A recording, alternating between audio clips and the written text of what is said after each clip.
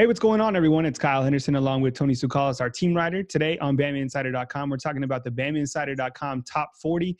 This is an annual feature we do right here on BamaInsider.com. And the way we rated the players, basically projected them, how they're going to impact into the 2020 season for the Alabama Crimson Tide. We're here with Tony Sukalis, our team writer, and we're going to work our way down from 40 all the way to 1. That's how it works. And we lead off with Tyrell Shavers, a 6'6", 205-pound wide receiver that everybody is so excited to get a glimpse of, just because he has these intangibles that so many people are really excited about to see what he can do when he gets on the field, right, Tony? Yeah, I mean, he has all the potential to just be an elite option for Alabama. He's just never really gotten the chance to put it together. Granted, Alabama's had a ton of, depth in front of him. Now it kind of seems like it's his shot. I'm not sure if he'll lock down the third starting role, and that's why I have him at 40 as compared to maybe if, he was going to be the third receiver. I think, he'd shoot up in probably the early 20s or teens, But we'll get to see what Tyrell Shavers is all about. This is kind of a make or break year for him because, at one point he's got to take his shot. He's got to take the most of his opportunity. It seems like now's that time, and I think we're really going to see, if he can put that talent together. Yeah, I think there was a story that floated around on social media, on the internet, that Tyrell Shavers and Mac Jones seemed to have some sort of a good camaraderie, and they were toasting up Saban a couple times.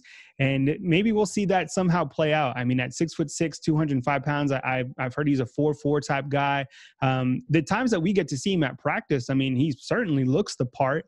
And I think it's just been a case of so many wide receivers and elite wide receivers ahead of him, right? I mean, you had Jerry Jeudy, you have Henry Ruggs, even the guys before that, dating back to Calvin Ridley, and now you have Jalen Waddle and Devontae Smith. It's a talent of riches, as you know, but at some point, he's really got to get on the field. And like you said, I mean, this looks to be the year for him. Didn't really have any stats last year, but as you mentioned, could play some sort of a role with Jalen Waddle, Devontae Smith, John Mechie. You got to think that somehow Steve Sarkisian gets creative and gets him into the fold, right, Tony? I mean, Alabama doesn't have a lot of big receivers too. So, I mean, yeah, if you're looking for that kind of great option, and maybe Jaleel Billingsley breaks out as a tight end, but there's still not that big guy. And I think it'd be great if you could have Shavers have that kind of presence. If you look at all the receivers Alabama's had, Julio was kind of a big guy, but Amari Cooper wasn't a big guy. Calvin Ridley wasn't a big guy. Jerry Jeudy, Henry Ruggs, they're all very talented receivers, not really big guys except for really Julio. And so it's kind of exciting to see, if Alabama could get that big receiver, what they would do with him, All right, we're going to talk about number 39 on the BamaInsider.com Top 40. Drew Sanders, he's a freshman incoming to Alabama as an outside linebacker, 6'5", 230 pounds. Obviously, he'll be a true freshman. Now, in high school, he played linebacker, even threw some touchdowns, caught for over 700 yards. So a lot of people, when we talk about Drew Sanders, are so fired up, and it looks like he could be a guy. A lot of these outside linebackers that I assume we'll talk about in this Top 40 could really make a splash here in their freshman year. Yeah, I mean, Drew Sanders, they played him everywhere, and everywhere he did well. I mean, he was a linebacker. And then I think they put him on the defensive line, and he was a presence. And then they, played him at quarterback some, and I think he would be a high level prospect at the tight end position. And who knows, maybe if with all the pass rushers Alabama has, if he can't break into that unit, maybe he does switch over at one point. We saw that with Cameron Latou, so it's definitely a possibility. But I don't necessarily think that's going to be the case, because I think you look at his pass rushing ability, and it's just raw talent that he has.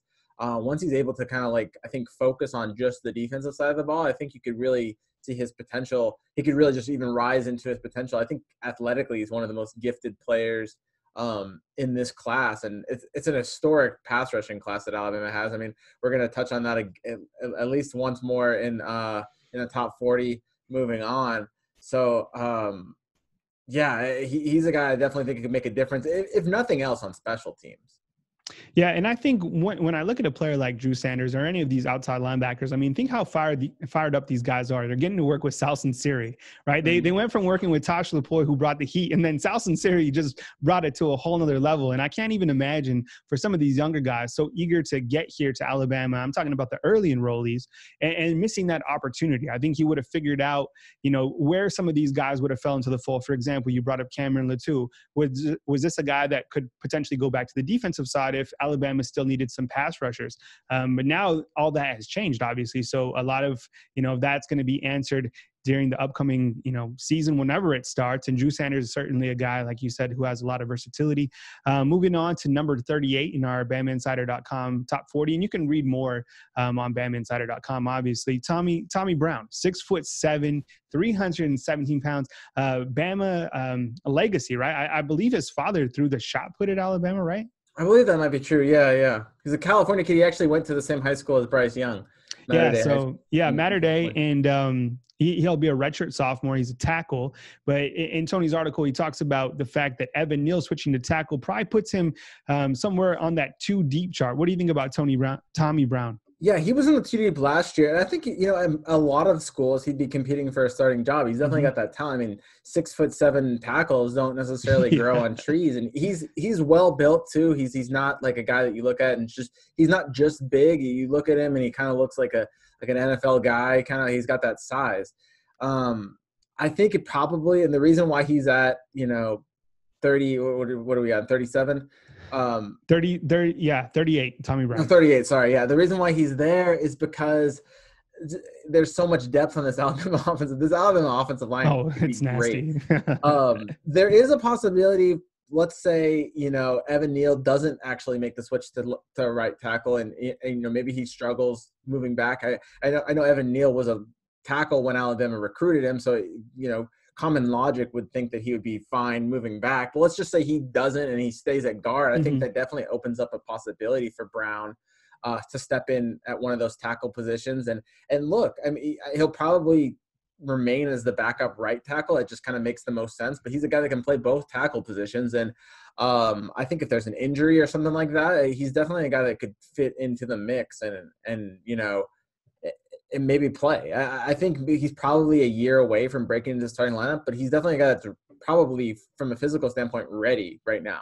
Absolutely. At 6'7", 317 pounds.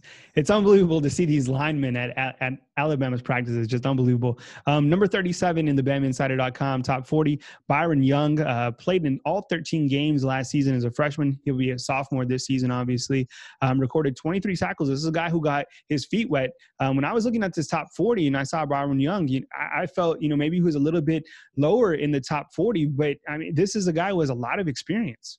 And I might be sleeping on him in this top 40. I think I kind of talked about him as being the forgotten defensive lineman. Yeah. And, I'm building this top 40, which is really hard to do. And you look down and you're like, damn, Byron Young started 5 games last year. And I think people forget that. I think, when you're doing depth charts, and I try to break it down of who I think is going to play the most, because I think those are the guys that are going to be the most impactful, And so I think when you look at the 3, Alabama defensive lineman that would be the most impactful, I think off the bat, I'm thinking LeBron Ray, DJ Dale, and then I'm thinking Christian Barmore as that 3rd guy. And I think that's the reason why, I slid Byron Young down a little bit, because he's not in that 3 that I would mention, but he's a solid defensive lineman, and he's going to be in that rotation. So, I mean, whether he starts, whether he doesn't, he definitely still could start, depending on how they want to use Barmore, if they want to use him more in the middle.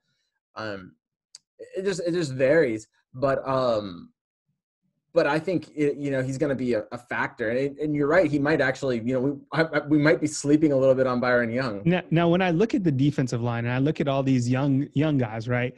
Think about working with Freddie Roach, and another coach you got to be really excited to work with. Just a younger guy coming in the mix, already knows the Bama fold, already knows the Saban camaraderie, and this is a guy who seems to be bringing in a lot of energy. I was really excited to see him during the springtime as well. But you got Byron Young, you got Justin Ebogbe, DJ Dell. So a lot of these younger guys getting to work with Freddie Roach, I'm curious to see how that all plays in. But Byron Young, a lot of experience coming back into the 2020 season as just a sophomore. Number 36, and we'll continue these series as we get down to number 1. Number 36, this is the last player in today's segment, is Darion Dellcourt. Now, Darion Dellcourt is a guy, I don't have too much footage, and right now you're probably seeing an overlay of him. This guy has a lot of talent. This could be one of the offensive linemen who could potentially even become a starter this season. That's how talented he is. Talk about Dellcourt, Tony. Yeah, this was another tough one, and so I went on my projected depth chart, so that's why he's in the 30s. But you could easily make a case for him to be in the 20s because I think he could be one of the starting 5 offensive linemen. So that would move him maybe ahead of a Mileki, or because it just really depends on the way that Alabama wants to shape up its offensive line. If you want to move Dickerson out of the center position and put Dellcourt at center, then you've got a starter there. My theory is that, Alabama tends to, when it has a chance, have an experienced guy at that center position. So I think especially with the absence of a spring camp, I think it makes more sense probably to have Landon Dickerson at that center spot, which could probably, I think if you're going for the open guard spot, assuming that Neal switches to right tackle, I think Emil Ekiar might be a more powerful option than Darion Dellcourt, but who knows? Maybe he even plays guard, and he doesn't have to be a center. I think I think I see him more as a center, but he's a guy like Tommy Brown that could really factor his way in depending on how things shift around. I think maybe next year we're talking about really shooting him up this list. Yeah, I think a lot of those younger offensive linemen going to get their feet wet as we continue to go forward. Darion Dellcourt, Pierce Quick, Tommy Brown, Amari Kite. Even just think, Evan Neal is just a sophomore, just a puppy, right? A 6'7", 360-pound puppy. So a lot of these younger guys, there's talent, to go around on the offensive line, and it'll be interesting to see how the offensive line group transpires as we get into the 2020 season. But please hit the thumbs up and like button right here on our top 40. We'll continue this series moving forward. My name is Kyle Henderson at BamaInsider.com. He's Tony Sukalis. We'll catch you next time right here on BamaInsider.com.